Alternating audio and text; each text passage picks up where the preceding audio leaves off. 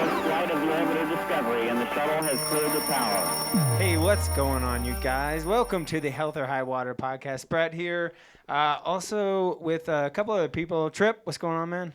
Konnichiwa. Konnichiwa. And Paris, how are you today? I'm very good. Thanks for having me. Yes. It's already been a great conversation. I'm going to give you an introduction in a second here. Thanks for taking the time out of your day. Trip, what's the latest and greatest in the news? My hands are sore from these boxing classes. I think we got to slow down how fast we're teaching these seniors how to punch. Oh, my gosh. I know. Yeah, that was a good time yesterday. Yeah. That was a really good time. It was fun. So for you guys at home listening, we were over at Rosemark here in Denver. Had about like 20-something people in this class. They're pouring out into the hallways, and Brett's playing guitar, and their enrichment director was playing ukulele. We were all screaming and yelling and having a blast, and we were learning how to do some uppercuts, and I think we taught them too well. That's a good thing, though. Yeah, That's 100%. an excellent thing. Well, cool. All right, if that's the news, let's jump right in. Paris, so would you identify yourself as a life coach, as a weight loss coach, as a how do you step about that? You've had a nice long journey of in your own respects to get you where you're at today, but how do you call yourself to clients? A health and wellness accountability coach. Okay. That's it was kind of covered everything for me, and I loved accountability coach, but that kind of covers too much, so I had to narrow it down to my expertise. Yeah, yeah, because there's a lot of names you could go with. There is, and I think when you say life coach, it really requires way too much explanation. Yeah. What is a life coach? What do you do?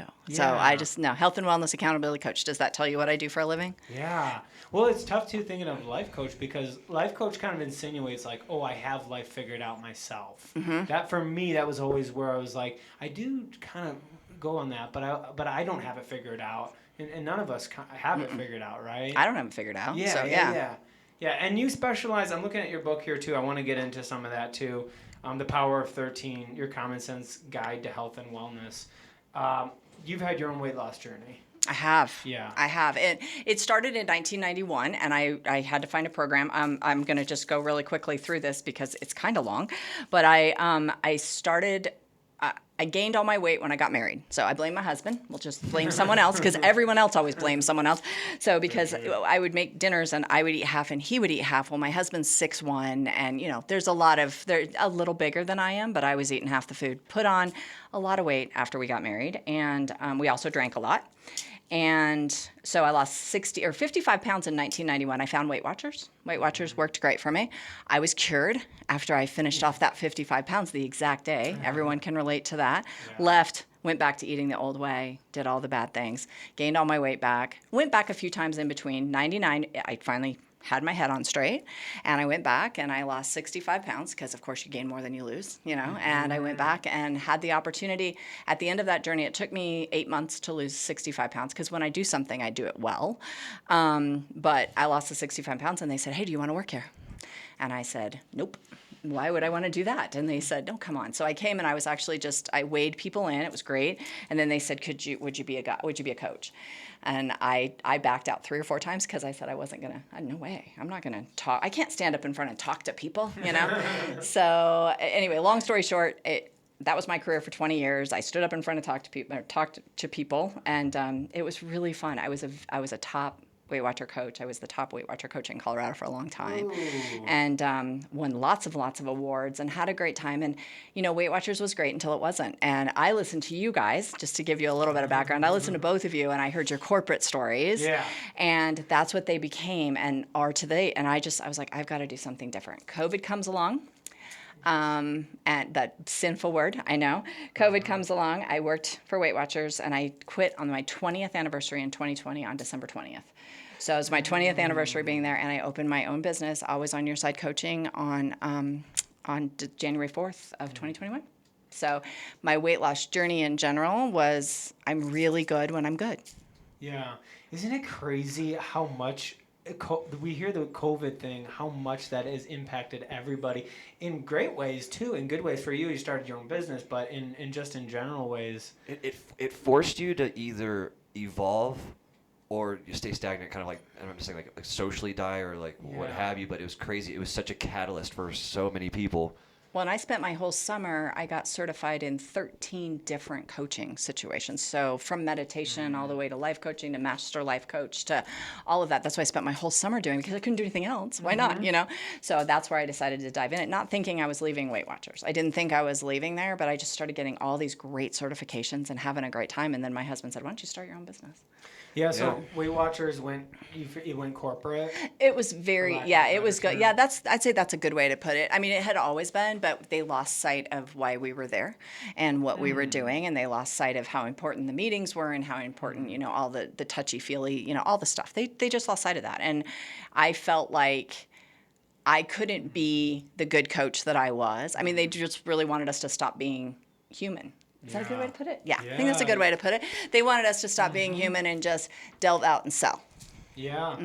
Yeah, Tripp and I talked about that. They used to talk about new member units all the time. And you know, in the industry we're in, most of the people are in it because we love it and we find something so valuable about changing lives. It becomes like its own currency. And so when you have management or people in these higher positions that are speaking language that you're like new member units or like you're thinking about, hey, I want to tell you about Stacy, or I want to tell you about, you know, Candace, these big things, because those have impact down the road.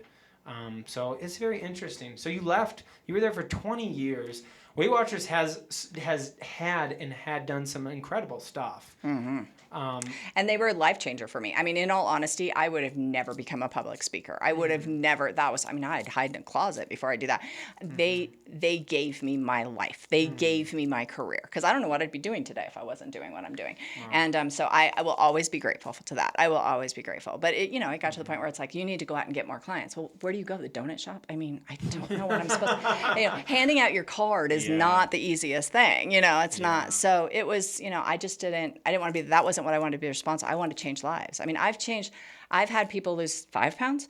I've had people lose 250 pounds. I've had a lot of people in my life that I've seen dramatic changes. So Weight Watchers works for people, and that's it. And so, but then we go back to the individualized thing. Yeah. So that was my big statement when I started my business is I don't care what plan you're doing. I can work with any plan that you have.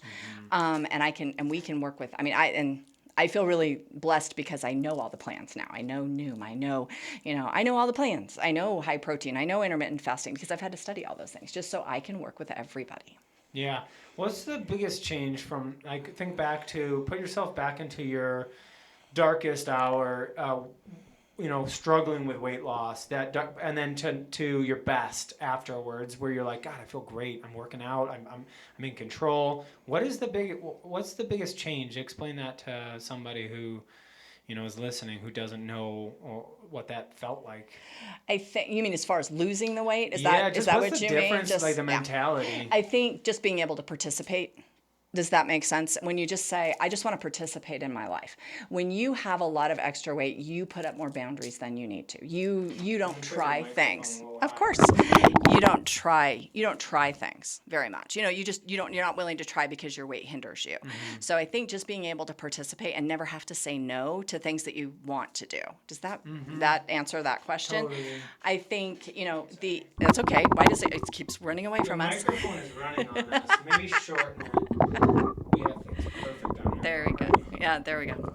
All right. There we go. Yeah. Good. All right. Yeah. So yeah, I think just knowing that that can't be my excuse, right? Because I think people hide behind their weight. If they don't want to do things or they're scared to do things, then they hide behind their weight. And I think, I'll participate in anything now. Yeah. What was it for you? Obviously, it's always like multifactorial, but for you, was there a catalyst? Was there something where you're like, I got to make a change? Or was it the slow, gradual, hey, I learned one thing, I did one thing next, I did one thing next? Is it just willpower? What got you into that? So the first time I went, I was 22 and I didn't want to look that way anymore. And I truly believe that most people are more successful if it's about vanity. If you say you get a bad test from the cholesterol, right? You get a bad cholesterol test and then you leave the doctor's office and you're upset for about a week, right? You'll do a plan, you'll eat right, you'll do everything right for a week. But then that number's invisible to you now. You just hope that everything happens. But when you have to look in the mirror every day, then I think that's it. So I wanted to fit in cute clothes. I was 22. Then when I did it the second time, Same thing, honestly. I just wanted to be able to wear cute clothes. I wanted to be able to, do things. Be able to look somebody in the face. I had a really bad experience one time at a work function for my husband, and I was talking to someone, and he lifted my chin, and because I wouldn't look him in the eye. And I'm one who typically looks people in the eye pretty well, and I realized I was shying away from everything, but I was hiding. I was scared of what was happening. That was a big turning point for me. 2 days later, I went back. Wow. And I thought it was so strange because who does that? It was a big boss. He lifted my chin. I was going, that was weird. But then I went, oh, I see what I'm doing. Yeah. So, but I just think self-confidence overall, it just comes with that. I've had a huge change in the last 7 months because I know you guys are all about exercise, and I'm a walker. I love to walk. I'll do that. But that was pretty much my form of exercise. And I joined a yoga studio. And it has become just a huge part of me, but I'm a different person than I was 8 months ago with that because I go to yoga 5 days a week, and I'm stronger and I'm healthier and I love it. And I still walk, and we go to the gym and I do the circuit, but it was that was a big confidence changer as well. Yeah. Yeah. Yeah. Well, walking is the greatest form of exercise there is out there. Yep. We can get into lifting, and there's, yoga and Pilates. We can get into all these things, but there's a little still out there. Is it stigmatized? Of walking's not exercise. It is the very first thing when you're discussing weight loss with somebody, and maybe you could speak to this rather than me. Is someone's losing weight. Obviously, your whole book here is habit-based, which is really cool. I mean, can you go into a little bit of the book and how you start to approach this with somebody new? Of course. So it's funny that you have a yellow pad right there. When I decided I was going to start my own company, I knew I was going to have some basis. I mean, I could work with anyone, right? But I knew I was going to have some basis of just general rules. Right. So I sat down with the yellow legal pad and I started writing out all the things that I felt. It was so funny. My dining room table, and my husband goes, I should have taken a picture because it was really interesting. So and again, I told you I started my business in 2021. The book didn't come out till 2023. So I didn't write it. But anyway, I wrote them out. I had them all out, and I just ended up being 13. And so walking, I'm going to go back to that because my Power of 13 is based in nutrition, mindset, and activity. There's only 3 in activity. There's 5 in food, and there's 4 in mindset. And it's encompassed. The first one is cut your portions in half. I'm not going through all of them. But the first one is cut your portions in half, which we'll talk about. And the last one is pause.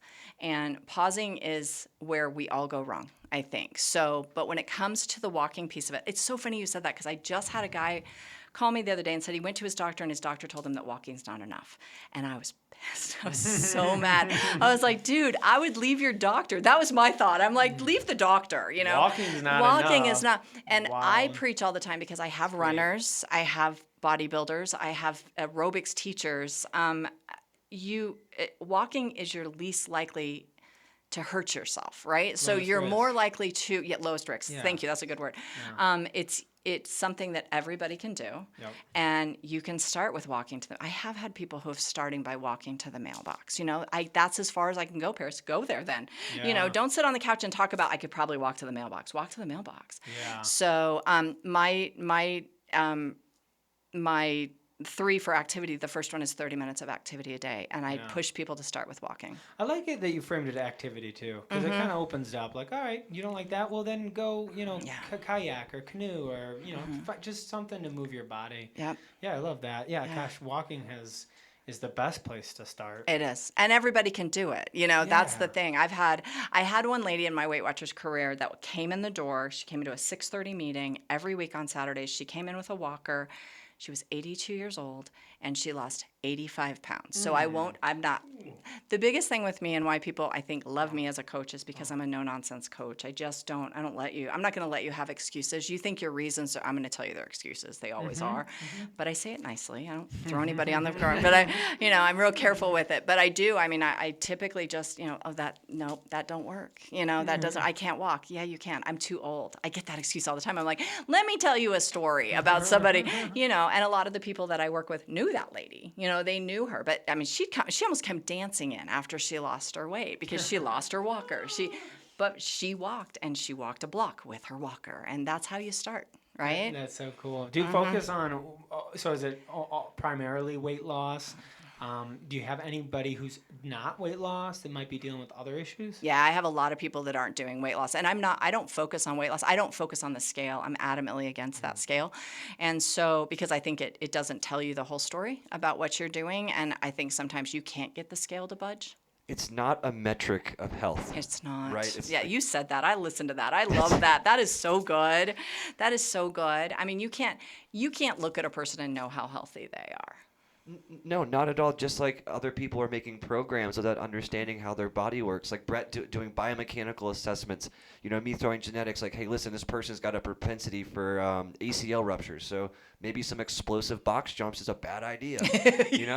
Just like we're just trying to figure this out. Yeah. And even when I started my yoga journey and started doing that, they give you chips and you can say yes or no. And I said no all the time. And one of my yoga teachers came up and said, "Why do you do that?" I said, "Because I had a lady that stood on my feet and tried to get me to go into a position I can't go into."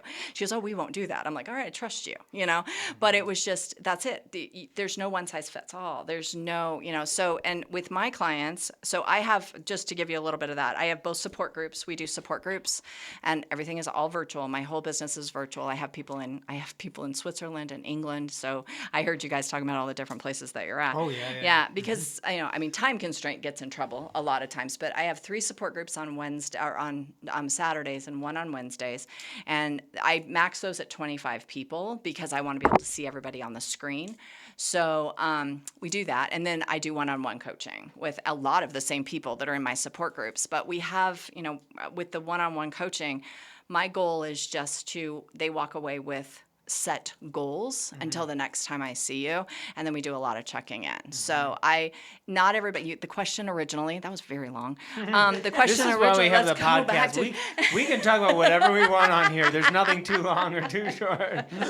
I know. Say it all the But time. the original question was, I don't think that, I would say that most of the people are just, I always talk about living a healthy lifestyle. That's what my Yeah. book is about, is living Healthy a healthy lifestyle. lifestyle. Yeah.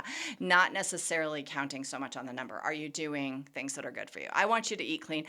We focus on 2 things, lowering your sugar and lowering your saturated fat. And that just means you need to learn. I quit sugar in November of last year, and that was a game changer for me. Yeah. It's poison. It is. It's just poison and It is is. abused. It is. And it's not, the thing that I think blows people away, I can watch people's faces, is when you say your body doesn't benefit at all and nothing bad will happen if you stop it. People are like, emotionally you'll be challenged, but physically it's an emotional, You'll be sugar angry is for a emotional. Yeah, you will. Or you want to curl up in your bed and stay there for a while. Yeah, it's like, no, this is not cool. But I don't think I ate as much sugar as I thought I did, but it's easy for me to say no. It's easier to say no to sugar than to say I'll have a bite and then manage it. It's easier to just say no. And that's not for everyone. Please don't get me wrong. There's people in my classes who are like, I'm not quitting sugar. I'm like, I'm not asking you to. I would never. I don't think anybody has to do it. There's no one right way, right? Yeah. There's Also, no to one right timing way. too of when you're having sugar too. I mean, like after a long hike. Hey, my family and I went up and we did Mount whatever. Came down, we had an ice cream. Cool, perfect. You just burned. Like Amen. what a great time to be like, hey. And that's interesting too. Do you have those types of discussions with the people you work with about timing? We talk about the way that you should create plates, not as much time. Well, with sugar, I do talk about that because if you start your day with sugar, you're going to eat sugar all day long. So I tell people if you have to have something, have it before you go to bed, which probably sounds bad, but I say have it later in the evening because then you're not going to be craving it all the time. By the time you get up the next morning, you're okay. But these people who are putting, and I'd say these people like it's a bad thing, jeez, but putting that creamer in their coffee and not really realizing how much sugar is in there, you're starting your day craving sugar. Yeah. If you start that way. So I talk about that kind of timing. If you want not to have that little piece I used to have a piece of chocolate every night before bed. The little Dove chocolates. So good. Yes, right? And it was in the freezer. I'd go grab it. That was my little treat at the end of the day, but I didn't and I could look forward to it. So Yeah. I didn't have to be going, I'm going to have sugar all day. Yeah. I want to go back real quick to the scale because that's kind of a heavy question. I just want to touch on something too because it's from my perspective too. It's this relationship that people develop with the number that pops up on the scale. Tripp and I talk all the time about having these tools and metrics. Whether it be in sports or regular people, you have tools. Hey, I ran X amount faster, or hey, if one of your clients is telling you, hey, guess what? I did 5,000 steps today. Maybe they hit their goal. These tools can have value to them. There's certain ways we can utilize them to give us value and say, hey, great job, Nancy. You did 5,000 steps this weekend. What if you did 6,000 next weekend? And finding manageable tools. But I think there's a way that we can develop, and maybe you can jump in, an unhealthy relationship with these tools like the scale. We step on, we feel bad. Oh, my weight's going up. So do you have any ways to get around that or to use that that you talk to people about? So I call the scale just information. That's all it is. And you're not allowed to stay there very long, right? So when you so my people who are on maintenance, I give them a 4-pound range. So if somebody weighs 150, I tell them 148 to 152. If you get up on the scale and it says that, yay you. If it's below 148, if you're in maintenance mode, that's not good. Because you're not supposed to be losing weight, right? So we're not celebrating that you're lower than that.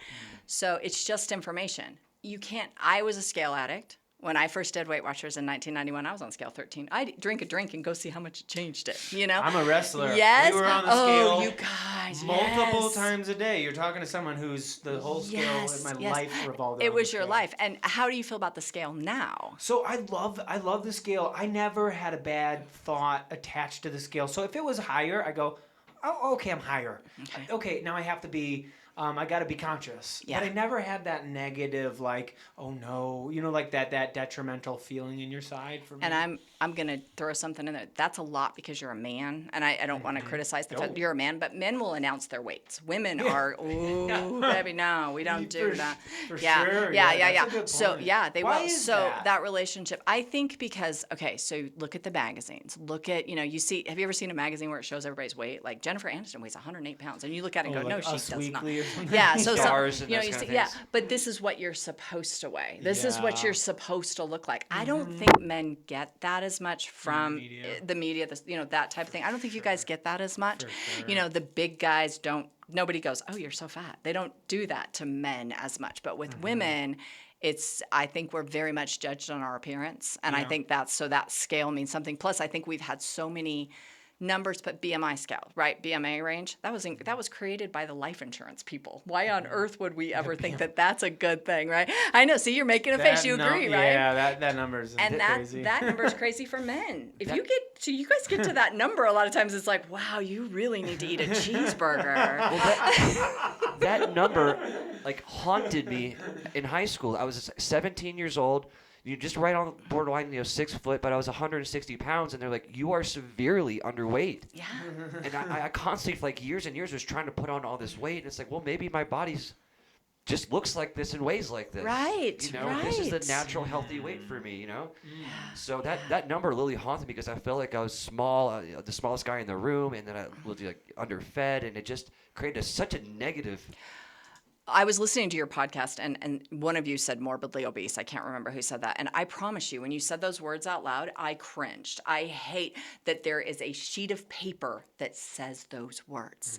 I mean, those are just, wow. Wow, that is just, and it's just one of those things. It wasn't, you guys were just saying what it was, and that's what it is. But it's just, those are things that are repeated over and over again, and some doctors don't care, and most doctors do. There's doctors that will stick with that number, and it's, you're going to be fighting a losing battle a lot of times. A lot of times. Is there referring to the term, morbidly obese, is there an accepted term that you use or you prefer to use? No. Okay. Overweight. You're If just overweight. you're just overweight. You're just overweight. Because I think that's just if you have some weight to lose, then you're overweight. Right? If you fall out of that, I just think that they chose badly. And again, there was a life insurance company that wrote that thing up. It wasn't some doctors that had some actual knowledge. Words are an interesting. This is a health podcast, but we can make it a semantics podcast. Words are interesting too, in how we process them and the feelings we attach to them. Some words can have no connotation. Oh, it's neither positive or negative, and then some words have such a weight on them. And you notice our society changes words now. We're going through this big, right?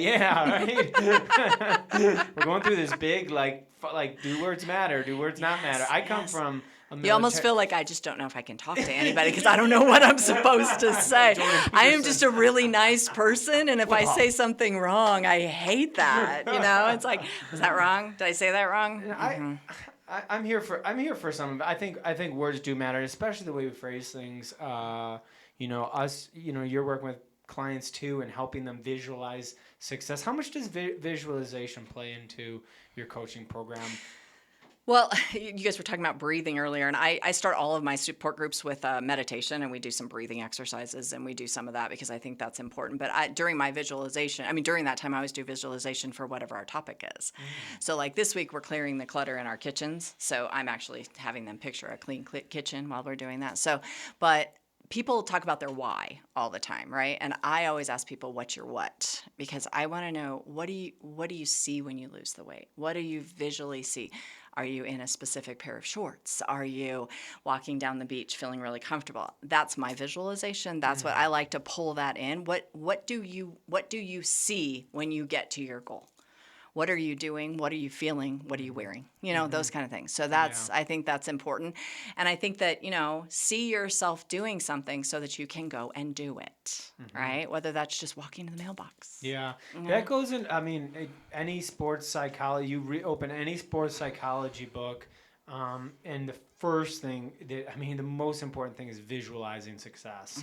There's no such thing as a winning mentality that doesn't involve visualizing success. And it sounds like that's a part of what you're doing. The first thing you do, it sounds right. That's the very first thing you do is like, hey, let's visualize the what. Yep. How does this make you feel different? Yeah, and let's just visualize what we're going to be talking about today because it puts them in a good space and I get everybody's attention. I didn't know I was going to do that when I first started, but I'm like, I'm going to start with meditations because I think that's just, it gets everybody paying attention because we are virtual. And when you're virtual, there's things around, right? Whether that's, I always tell them, close your door, you be in a room where nobody else is, do all of that and take this time for yourself. And if I see somebody writing, I'm praying that they're just writing in my book or they're writing down notes or they're not over there writing their checks for, who writes checks?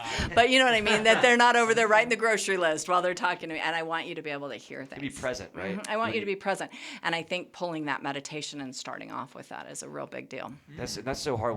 We try to make sure that everybody's present in our workouts. You know what I mean? Hey, let's put the phone down right now. Like, let's be present in the workout. Let's understand what muscles you're using as you're working out and understand that. So I love that you said that. That's the biggest thing is being present. The fact that you brought that up, Trip, because that's our whole society right now is non-present. Okay. And we've for convenience. You look at every businesses out there right now, starting at Uber Eats and go over all these other ones. We're all searching for a more convenient way to live life, and we've lost being present. And we're in a hurry. Yeah.